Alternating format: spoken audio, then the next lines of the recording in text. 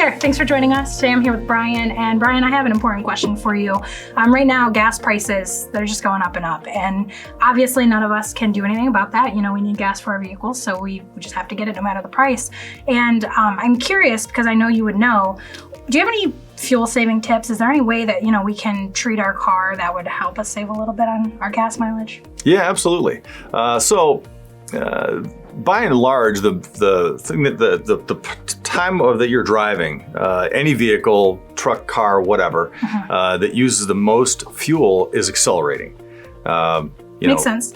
Right, going from whatever, when the vehicle is accelerating, that's when it's using the most fuel that it's going to ever use. Maintaining a steady speed is not that big of a deal, but accelerating does. Right. So if you can minimize how hard you accelerate, that's the number one thing you can do, right? So there was something that an old timer told me a long time ago. If you want to have your tires and brakes last as long as they can possibly last and use the least amount of fuel that you can get away with using, pretend there's an eggshell under both pedals, and the harder you push, the more chance you're gonna break the eggshell, right? So if you don't push either pedal too hard, you'll get a lot better gas mileage, you'll get a lot better wear and tear on the brakes and tires.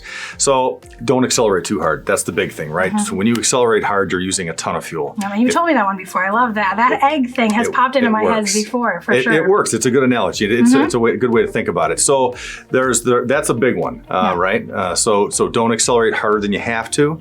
The other thing is proper tire inflation, right? That's really important too, because when the tires are low, they'll have more rolling resistance, so that'll take excessive fuel to keep it going. It's also unsafe because it doesn't handle and steer very well. Another thing is good maintenance, right? Change the oil. When the oil gets dirty, there's contaminants in it, the lubricity breaks down a little bit, there's more friction, more heat, it uses more fuel. So change the oil when you're supposed to, actually 30% sooner than what the reminder in the dash tells you is ideal for the engine life and for fuel mileage. And then again, accelerate easy. Don't speed and don't accelerate harder than you have to.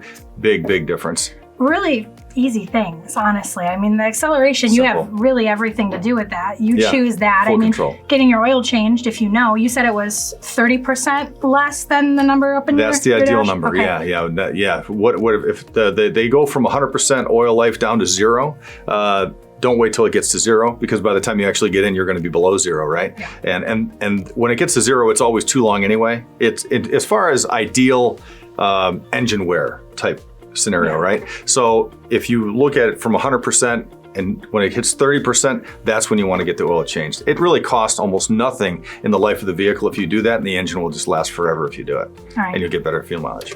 A little bit.